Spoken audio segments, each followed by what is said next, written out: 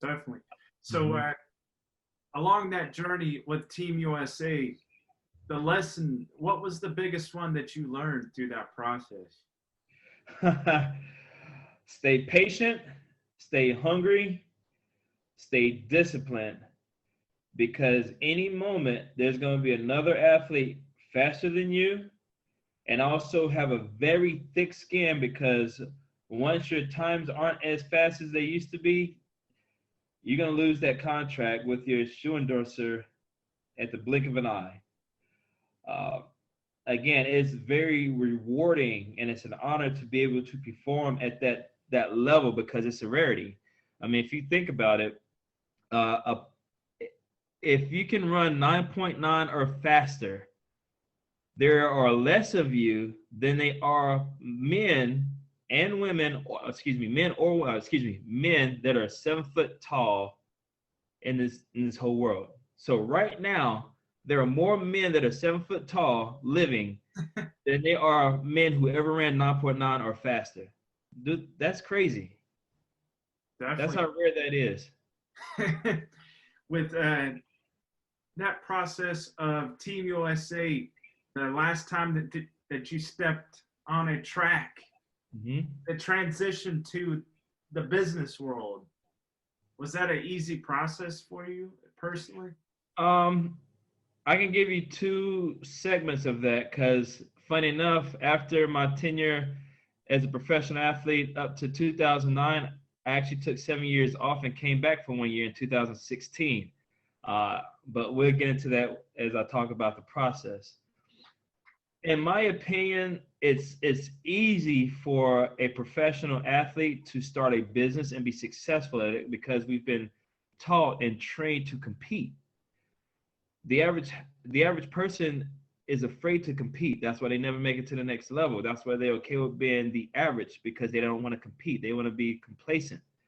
Um, but there is a period where you go through identity crisis, and I went through two very, very hard and deep identity crisis periods. One was when I first stopped running. So in 2000, at the end of my outdoor in 2009, I said, I'm mentally exhausted. I'm done. I felt like I couldn't trust anyone, and it wasn't through my performances. The reason why my performances was hindered, because I felt like I couldn't trust my circle, and it was just clear evidence that I couldn't trust anyone. So once I stopped running for about 3 months, I literally didn't know who I was, and some of my friends, they knew about it, but they didn't know, because I always try to hide things with a smile and my work ethic. And so there's times where I'll wake up and go look in the mirror and, who are you? What are you gonna do with yourself? There's times where I literally could not recall my own name, because I just saw a blank face in the mirror. And I was not on drugs, no alcohol, no nothing. It's just I was used to being this athlete, waking up at 6 o'clock in the morning, going to train, and all of a sudden there was no more of that. There was no more crowds. There was no more Nike sending me stuff. So I was just like, what am I to do? Who am I? And so I went to school in for marketing and business management, and so I started doing marketing for my godparents. They own restaurants and venues down here in Orlando, and that kind of helped me get back into the swing of things, because I wanted to be the best employee. Um, but I don't have an employee's mindset, so I was out working everyone, but then all of a sudden my godfather was like, you know what, kid? I'll never forget this. We were sitting at his first table in his restaurant. He's like, you should be a trainer, because I love the way you break down games. When we're watching games and it's me, him, and his business partners or some of his friends, I'm telling them what's gonna happen next, and 8 times out of 10, that was gonna happen next. And I forgot that Super Bowl. What year was it? I think it was 2010. No, excuse me, maybe 2009, 2010. The one where the Pittsburgh Steelers was in the Super Bowl, but they lost. But I literally called the whole game. Ike Taylor was injured. What was the free safety's name? Palomalu. He Yeah, was he 40. was in, yeah, Troy Palomalu. They were both injured, and I said they're gonna nail Ike Taylor's side the whole time, and they were just doing it nonstop. Man, I forgot the team, but they won that year. And so I started going into training. He was like, "Kid, why don't you do this? Train my daughter and my son, so my god brother, my god sister, and let's see how that goes. If it goes well, then you should start taking that avenue. But if it doesn't, hey, you're gonna have a great career in marketing, blah blah blah." And so I started training my god sister and my god brother. My god sister ended up getting MVP of her team. So then I started training their soccer team. They won 5 of 7 of their tournaments. And then life changed for me in that aspect as a sports performance trainer. And his biggest thing, because I always told my coach, I mean, my godfather, I was like, I didn't want to be per se known as a coach. You think of the financial limits that are there, you think of the stereotype that's there. And I didn't want to be that. I want to be a businessman. You know, I love dressing up. Now that I'm putting on suits, I enjoyed that. I was like, oh, this is a different. I kind of like it. But he was like, no, cater to who you are, your background, your experience. So I was like, you know what? I'm gonna bring world-class speed to everyone's sports world. So now I'm competing now as a businessman, and I felt like I was running track all over again. So I loved it. Now the second time it happened, as far as an identity crisis, was when I got back on the track again in 2016.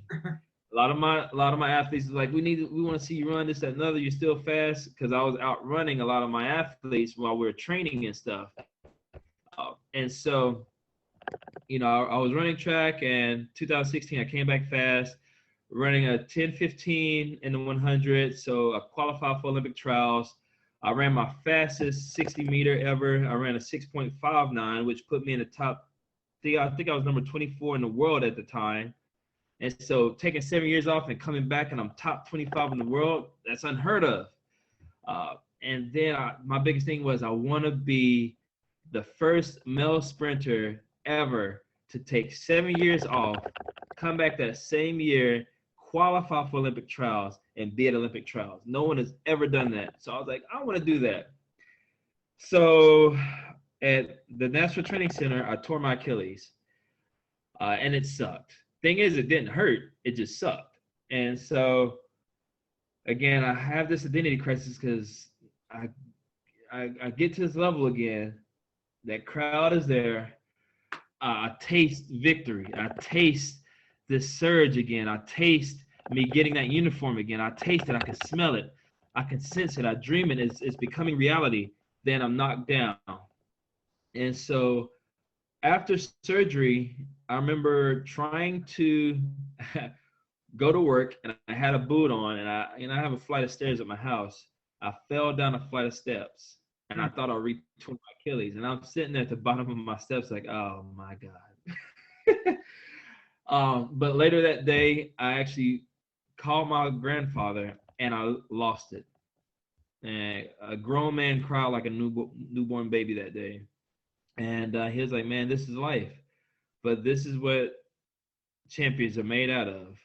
First of all, you're a country boy, so you're strong.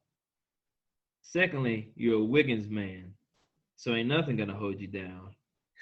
And so for a couple hours, I literally was lost. I thought my soul was ripped out of me again. But my grandfather, whom I'm named after, Captain Ernest Wiggins, he revalidated who I was. He revalidated the journey that I'm on. He revalidated and reassured that I was on the right path to the greatness, to the best of my potential. And like I said, if it wasn't for my grandfather at that stage, that second identity crisis, I could have been really lost, because when it hit, it hurt hard. Plus, I was injured. And so, and I always tell athletes this: you're gonna have identity crisis. You're gonna go through it. Thing is, how can you punch through that plastic wall, that plastic, and breathe again? How can you reestablish yourself and reinvent yourself? That's the most important thing. Being able to reinvent yourself and keep pushing. You got to keep going. Just like training, you got to keep going all the way through the finish line. For sure, man. So we had a conversation I think it was a week ago or 2 weeks ago. The chocolate dolphin. Tell my audience how that came about, man. Your company. Oh man. So the chocolate dolphin. Matter of fact, hold on 2 seconds. Hold on 2 seconds. All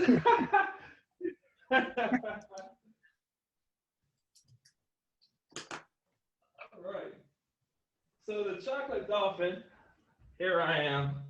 So the chocolate dolphin started off as a joke. So those who know me know I own Atlas Speed Training and now own the Chocolate Dolphin. I also own the Ernest Movement, which is a speaking platform. But the Chocolate Dolphin started off as a joke. So some of my clients and I were talking about being at the beach. And I told them, yeah, one day I was out in Cocoa Beach and I was swimming and I felt something bump me and I had to swim back to shore and it really scared me because I didn't know what it was. And then one of my clients' father said, man, I didn't, no offense, Ernest, but black people like to swim at the beach. And again, don't take any offense. I just never seen anybody swim at the beach. I was like, man, I'm the chocolate dolphin of the ocean. I love to swim. And everybody started laughing so much. And it created a conversation piece that lasted almost an hour after training.